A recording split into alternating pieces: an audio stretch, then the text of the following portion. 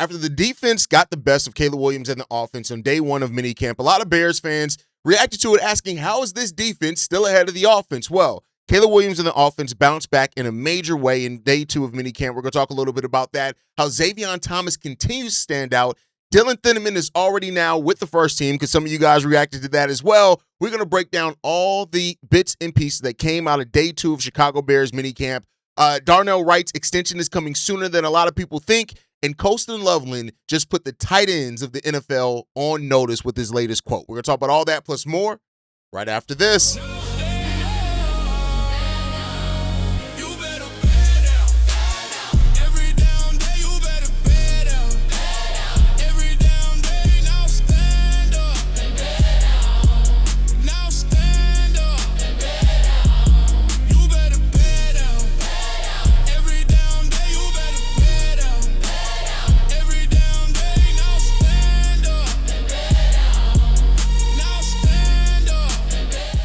What's going on, Bears fans? Welcome to another episode of Chicago Bears Central, your number one spot for everything Chicago Bears related. I'm the host there, Haize, but more importantly, you guys can follow the channel at Chi Bears Central on every social media platform we happen to be on. With that said, let's go ahead and get to this content for today, y'all. And listen, it's football season is getting closer and closer.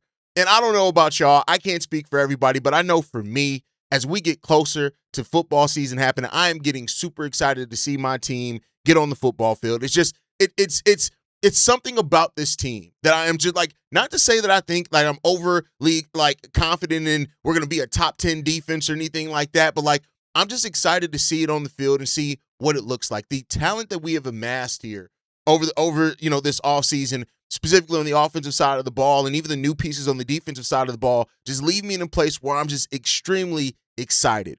But one of the reasons that you have to be excited about this team, oh, by the way, make sure you guys hit that subscribe button. We've got a goal of getting to 30,000 subscribers by the start of the 2026 season. We can only do that if the 45% of y'all who watch the daily episodes, see, y'all don't know YouTube tracks that. It tracks everything. I see how often you watch the channel. There are 45% of y'all that watch every single day and don't hit that subscribe button. You already watching, stop lurking. Hit that subscribe button, join the family. In exchange for that, I will be delivering some of the best Chicago Bears daily content you'll find all over YouTube. Make sure you guys hit that subscribe button as well. Also, if you want to really join the community, hit that Discord link that's in the description. Join the Discord where you can talk to me, Bobby, C-Dub. We're all in the Discord all the time. But anyway, with that said, Caleb Williams, after having a bit of a struggle in day one of minicamp, completely bounced back. He went 10 of 10 in the 7-on-7, which is exactly what you want to hear. The Bears prioritized the quick work, right, which we talked about how we want to be naturally more of an up-tempo offense this season and how that helps plays into Caleb Williams' strengths. It helps the processing time, all that type of stuff. Now, I want to be clear here. Trying to go to up-tempo offense, it also puts a priority on accuracy, right? Because if you want to be up-tempo, you can't afford to slow down because of incompletions, stuff like that, drive, stall. So I think that this not only is playing to Caleb's strengths, but it also forces him to make those quick decisions, and it forces him to be more accurate, right? Which is the thing that we want to see. If that's how you build Caleb Williams' accuracy and the confidence in that, and then we can see that, come out throughout all the rest of the game, I think that's perfectly what you want to see. He threw a touchdown pass to Kalif Raymond as picking up the blitz, right? So recognizing the blitz, and that shows the recognition and the timing and the trust in this team. And Kalif Raymond is being a veteran, right? We've already heard Ben Johnson say Kalif Raymond has been everything that he's been advertised to be for the Chicago Bears early on, and that's what you want from a veteran that has been in this offense before. Yes, it's his first year as a Chicago Bear, but his familiarity with Ben Johnson and how the scheme needs to work, and if he can build that shorthand with Caleb Williams quicker, it goes so far into helping this team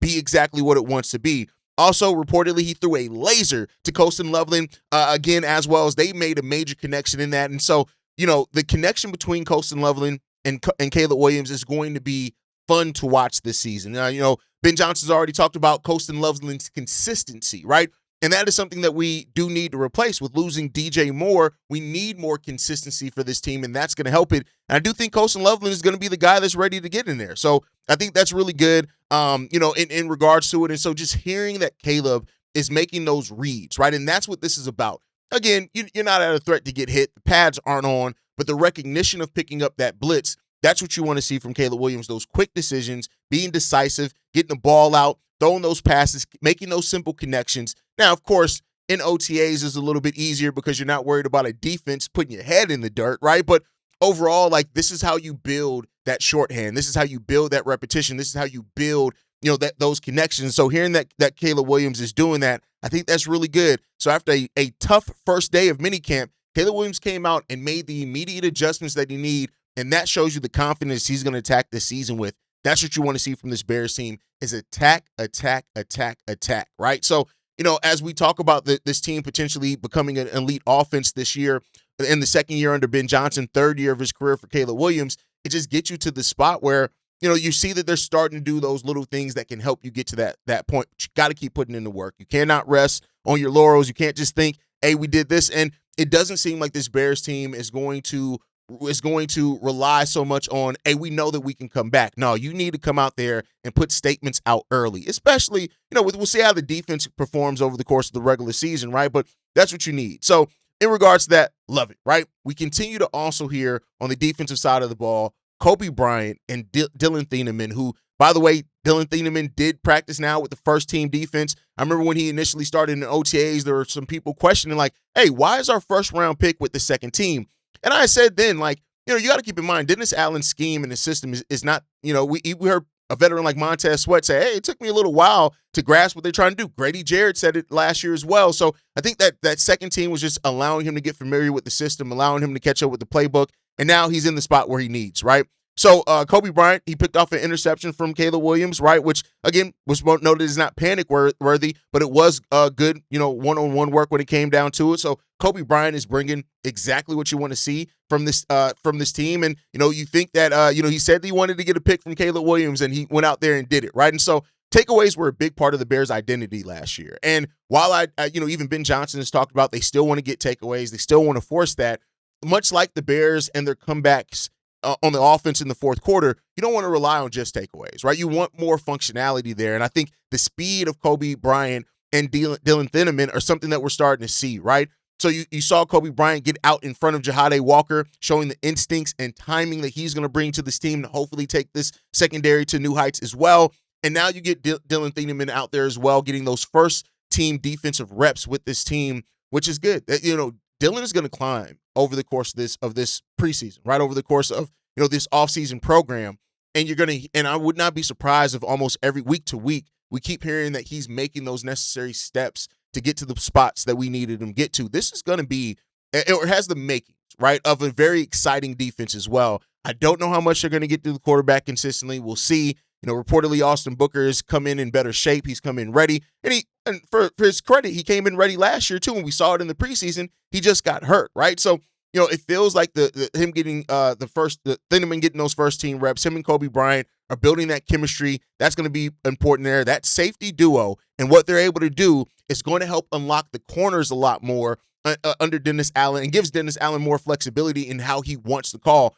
And I think the important thing too is that, as much as Dennis Allen has called himself out on and said, we coached too much of scheme last year and not fundamentals, right?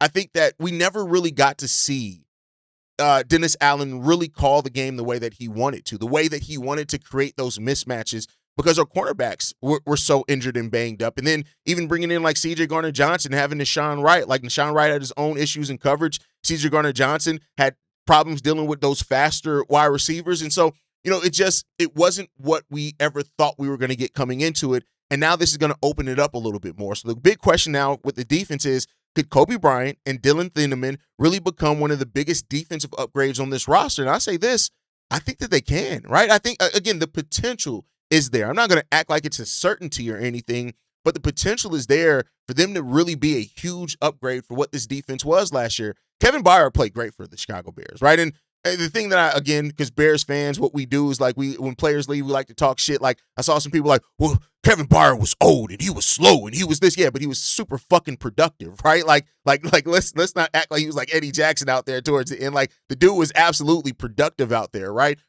So we're going to see that continue, but I think these safeties have the chance to really make or break this defense and make it so much easier on how you play call everything else. But then another player that just will not stop showing flashes, and that is Zavion Thomas. And, I said this when we drafted Zavion Thomas, and then when we heard the initial thing in OTAs and how he stood out, The thing that I said about Zavion is that he had to show and prove that he's more than just speed. And reportedly, we are seeing just that. Ben Johnson has said that Zavion Thomas has made a standout play every single day of the offseason program that they've been there so far. So that's in OTAs, both sets of OTAs, that's in minicamp so far. His diving catches is something that really stands out because, again, like we talked about, like we've seen here for the Chicago Bears, like, I don't want to compare them because I think they're very different players, right? But Velus Jones, like, he never really had anything but speed. We never really get to see him do anything because he couldn't hold on to the fucking ball. You're seeing Zavion Thomas actually be a wide receiver. And that's what I tried to tell you guys. Like, for a lot of people that heard gadget player, and I was like, okay, let's add some color to that. It's not just that he's just a gadget player. He is a legitimate wide receiver, but can do other things, and they're going to find a way to put the ball in his hands in a lot of varying ways, and that's what we're starting to see here. Ben Johnson has praised Zavion Thomas' natural hands. Have we ever heard anything about that like for Velus Jones? No, we did not, right? So, him making plays making catches with his hands, right? The fact that he's that. Also, the punt fielding, right? Like, we're starting to see a legit competition building with the punt return. And, that's something that we didn't necessarily expect, right? But it's starting to build here. And I know that could seem like something that's easy to overlook or whatever. But like I've said before, with Ben Johnson and this team, you want all phases of the game to be impactful. That's what you want to do. You want every phase of the game to be impactful. All three phases: offense, defense, special teams, right? And so now you're seeing that the punt return is a legitimate upgrade. Khalif Raymond, Luther Burden, Zavion Thomas. According to Clay Harbor, it's shaking out that Raymond and Thomas will be the punt returner spot. And while Burden wanted to go second, it seems like special teams coordinator Richard Hightower gave it to Zavion Thomas and Khalif Raymond. Why? And this is coming from Clay Harbor, says this: respect Burden, but you're too important to the offense, sir. So listen, it seems like Zavion Thomas and Khalif Raymond are making this special teams a legitimate weapon. And that'll be something to help on the short field, help put the Bears in better position, all that type of stuff. And that's exactly what you want to see. So Zavion, between pass game, run game, and special teams, he's going to have an opportunity to really show what he can do. And when he gets the ball in his hands, make those special plays. And we'll see. Like, he is making the Chicago Bears have to put him in situations. That's exactly what I wanted to see from him, is he had to force Ben Johnson, Richard Hightower, whoever, to say, hey, we got to find a way to get this guy involved. And, I don't know how many snaps he's going to play still, because you still got Jahade, got Khalif Raymond. But I think overall you're seeing that these guys, they're going to make a big one. But with that said, I want to talk about this warning that that Colston Loveland sent out. Listen, you guys know, I'm a very confident player. I'm an asshole. I love seeing players that are confident, but also leave it all out there on the football field. That is an important thing, is leave it all out there on the football field. When he talked to media, this is what Colston Loveland had to say. It's watching the tape and knowing, like, it was good for a rookie, but it's not going to be good enough for a second-year or third-year guy. Knowing that it's all right, flush that, clean up the tape, and focus on certain things I need to get better at, which is dang near everything. Things are hitting at a faster and better rate than last year as well. That's what Colston Loveland said. So I want to talk about this. I put out a short the other day in which I talked about Colston Loveland being a top 5 tight end this year, right? When you look at it last season, 54 tight ends recorded at least 25 targets last season, including the playoffs, and Colston Loveland was one of those. When you talk about where he ranked among some of the key statistical areas, he was 3rd in receiving yards, 5th in receiving first downs with 44, 6th in yards per route at 1.97, almost 2, tied for 6th in yards per reception at 12.9. Colston Loveland has already shown and proven, hey, I'm one of them ones at the tight end position. And to hear that Colston is coming into this and saying, hey, listen, what I did last year was cool for a rookie. That ain't going to cut it for this year. And you already were ranked that high. The mindset of Colston Loveland is exactly why you can see Colston Loveland becoming a star in the NFL, right? The fact that he called out that he wants to and he's going to improve in damn near everything, and I just gave you guys the stats on how he ranked, him and the chemistry between him and Caleb, that is going to be one of the backbones of this offense, right? Because that your tight end being such an important part of your system, as well as being having the ability to line up as a slot receiver and being so good in that one, the Colston Loveland's size, his route running, his athleticism, he is going to be a matchup nightmare every single night for the person who has to line up with him. And oh, by the way, he's a pretty damn good blocker as well, and that doesn't get talked about. With DJ Moore being out, and being gone now, Colston Loveland could be one of the actual centerpieces of this team with his consistency and what he can do and how many different ways that Ben Johnson can use him in this offense. So I think when you're seeing Colston Loveland and what he's developing into, being a top 5 tight end, that may be the floor for him, to be 100% honest. We could be, and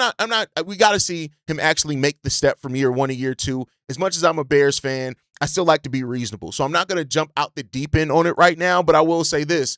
We could be, in 2 more years from now, we cannot be talking about if is Colston Loveland one of the top 5 tight ends in the game. We may have to ask a serious question, is he the best tight end in the game? And it's up to him to continue to work on that. It's up to him to continue to get better, because every season you don't get better in the NFL, you are technically getting worse, because there are going to be some people that come in that are drafted, whatever else, that are coming for that spot. But best believe Colston Loveland is going to make his claim and is going to come on the football field via everything that he can do to be one of the best, if not the best tight ends in the game of football. Put some respect on Colston Loveland's name.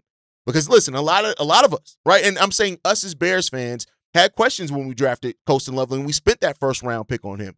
Colston Loveland has not only lived up to the hype already, he's given us reason to believe that not only was he already a great pick, he may be like one of the biggest and most important weapons in this offense for years and years and years to come. And the Ben Johnson standard is real, right? We talked yesterday about the standard that Ben Johnson wants to say, and Montez Sweat basically, he echoed those sentiments as well. Montez Sweat said this. Ben, he worked the shit out of us, right? When asked about the difference between the team from 2025 till now, he says this: we just was all I want a quarter. Everybody was on the same page. Everybody was just really about winning. If it wasn't about winning, then it was non-existent. That's what Montez Sweat came in. Now, it's great to hear that. The Ben Johnson effect of this team is real and it's legitimate. And we've come a long way from when my boy Darius tried to say that Ben Johnson was going to be Matt Nagy too. I'm always going to call him out for that. I'm sorry. I know Darius, every time I bring that up, it's probably like, damn, Haize, why you sicking Bears fans on me for that? But I'm going to bring it up every single time because Darius was so confident that we should have went with Vrabel because Ben Johnson was just going to be Matt Nagy 2.0. And you see the impact that he has on this team. You see the impact that he's had on this franchise from the day he got hired. And we saw that he came into Halas and he was excited. He was screaming. He was saying, let's get to work. That already was so different than what we've had. The effect that Ben Johnson and the fact that he set standards for this team is real. The Bears have to prove that 2025 was not a one-year pop because there are people that are ready, mainly Packers fans, that are ready to say that it was just a one-year blip in the pan. Hey, listen, the Bears are here and this team has some fight. Let's talk about some odds and end things. So, Darnell Wright is one of the extensions that the Chicago Bears are reportedly, preparing for when you look at some of the things that are going on here with this team and the way that they handle the money. According to Courtney Cronin, it's not a matter of when, but it's not a matter of if, but when Darnell Wright is going to get his contract extension. Courtney Cronin saying this: I think it will be done before training camp. That's typically when they do these. They did Cole Kmet's around then, did DJ Moore's. The team wants to extend them. They're in talks. There's no rush to do it. I wouldn't say, but I think it's a no-brainer. And I don't think really many people doubted, if Darnell Wright was going to get an extension. The question is how? Darnell Wright has improved every single year. When our offensive line was absolute ass cheeks and shit, guess what? Darnell Wright was one of the ones that was consistent in that offense. I remember when Dan Rouchar basically came in, it was like, hey, everybody has to work for their job, on this offensive line. But that dude, Darnell Wright right there, he's good. Be more like it was basically like those skits that you see, like, oh, you all suck, but him. Y'all need to be more like him. So it was good to see that, right? And so Darnell Wright has been, worth every bit of the Bears picks, right? And while, some people question, rightfully so, in some instances with Ryan Poles and how he kind of let some positions go unaddressed, Darnell Wright has been everything that we wanted him to be in drafting him. He's improved every single year, getting him to work with Dan Rouchar, getting other veterans on that offensive line that have helped him as well. It's been huge to see Darnell Wright just develop and turn into the player that he's now become for the Chicago Bears. And so getting him locked into a contract extension, just get it done, right? He's established himself as one of the best right tackles in the game of football after being selected 10th overall by the Chicago Bears in 2023. So I'm excited to see that young man continue to get work and continue to develop here with the Chicago Bears. Last odds and ends before we get out of here to get back into OTA news. We got injury returns, which I think is really good. You want to see those returns from injury. You got both Tyrique Stevenson and Jedrick Willis both returned from injury for the Chicago Bears, which is really good. The Bears only had a handful of players sitting down. Tyrique Stevenson was back on the field, full go after that foot injury, and we heard that was pretty much what we were expecting there. With Malik Muhammad and everybody back, he needs to get back out there. And for the first time, Jedrick Willis returned to practice after missing time in OTAs. He was back there, and Jedrick Willis is moving well, reporting to Clay Harbor as well. And we know that Jedrick Willis is going to contend for that starting left tackle spot with Braxton Jones and Theo Benedict. So it's good to see him back out there. And if he can really get back to that player that he was before his injury, it's going to make that that left tackle battle real, right? And then when you look at players that weren't at practice, Kyler Gordon, DeMarco Jackson, Noah Sewell, Ruben Hippolyte, Keyshawn Elliott, Shamar Turner, Neville Gallimore, and James Lynch, and Cam Lewis all missed practice for what that's worth. And we'll continue to monitor that as we go through OTAs. But that's going to do it for today's episode. Let me know your guys' thoughts and feelings on everything. Do you think that Colston Loveland can eventually become one of the best tight ends in the game of football? Or do you think he's just going to be always kind of hover around that top 10, top 5 area? Let me know what you guys think in regards to that. Hearing that Caleb Williams, right? Because again, I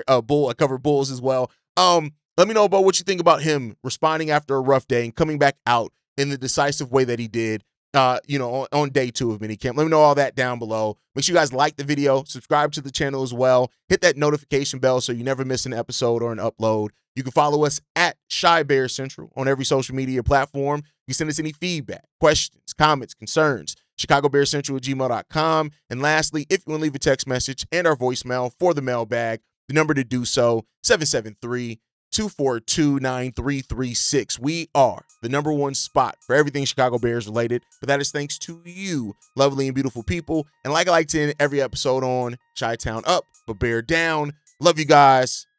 Peace, y'all. This has been a presentation of the Break Media.